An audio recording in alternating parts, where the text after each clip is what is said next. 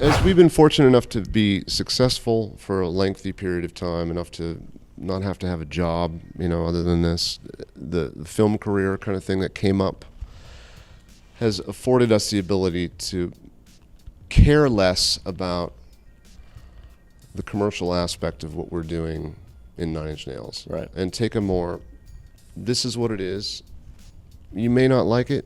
That's fine. You don't need, there's plenty of other options for you, It's not going to hurt my feelings to say I don't like Nine Inch Nails. It's fine,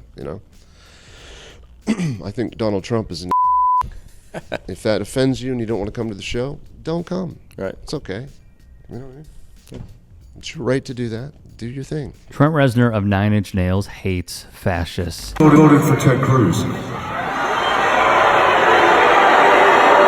See, the lights aren't on. I can't see. Can someone? Is there any way to turn the lights on? I'd like to see. Go ahead, raise your hand. You guys. Nothing to shame you.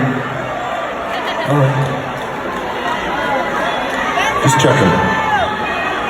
He might be here tonight. He was on the guest list, and I told him to we put him on a few years ago. He about the beer, and he's just a pain in the ass to be around. So, all right. I won't hold it against you.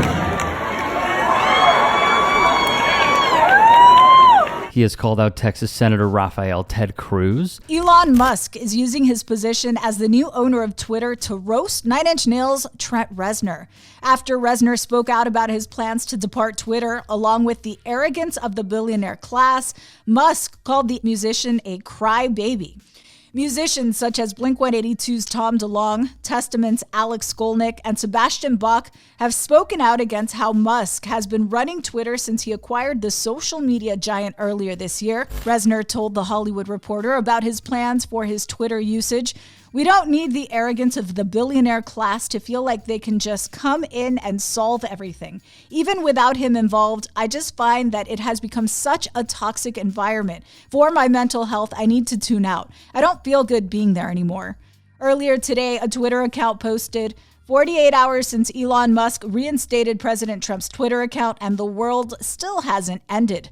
In response, Musk tweeted, "And it turns out that Trent Nine Inch Nails Reznor is actually a crybaby." He sees through ketamine-induced damn near trillionaire Elon Musk. Not only am I here in Greensboro, but it feels like maybe tomorrow something great might happen for this country. Change. So remember to go vote. I apologize to any hardcore Republican fans out there that are feeling about the way things are turning out. Now you know how I felt for the last 8 years. Go vote tomorrow.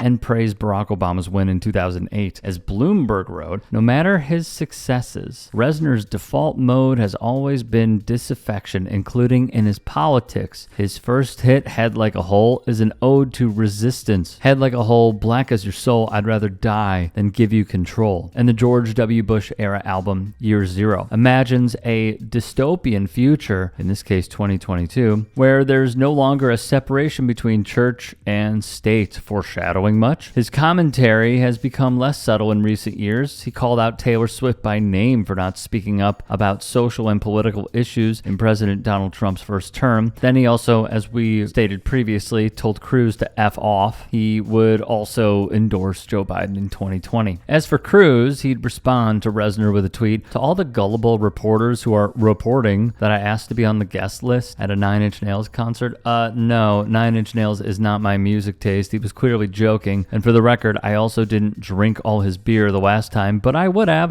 #fake news. More importantly, when asked by the New York Times, do you feel that musicians have a responsibility to address politics, he would respond, "I was doing press with somebody in the mid-90s and they made an argument that stayed with me, that I have influence and that it's my job to call out whatever needs to be called out, because there are people who feel the same way but need someone to articulate it." And I think about that today because it seemed like it was a lot easier to just keep your mouth shut and let it go back then. You don't hear a lot from the Taylor Swifts of the world and the top-tier needle-moving cultural youth because they are concerned about their brand, their demographic, and their success and career and whatnot. In that same interview, which was published in 2018, he'd state, "My worrying about it isn't helping anything, but what Donald Trump is doing is concerning and infuriating. And it's not the conservative agenda. It's not a question of religious preference. It's not a question of should government be big or small. I don't have any problem with these topics, but the disregard for decency and truth and civility is what's really disheartening. It feels like a country that celebrates stupidity is really taking it up a notch." With The Guardian, he'd posit, "The rise of Trumpism, of tribalism, the celebration of stupidity, I'm ashamed on a world stage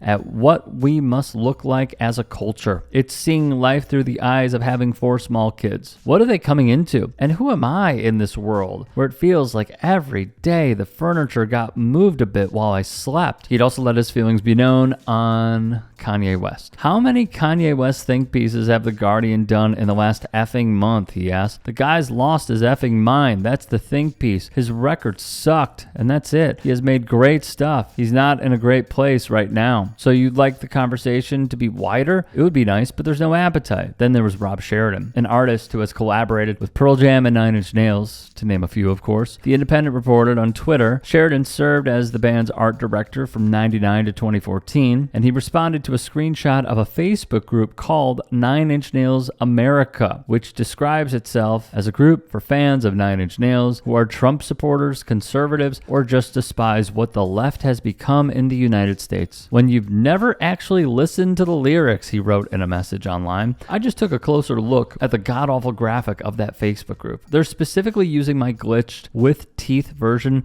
of the 9 Inch Nails logo that coincided with a song that was a direct dig at the Bush administration. But to be fair, they've had only 15 years to figure it out."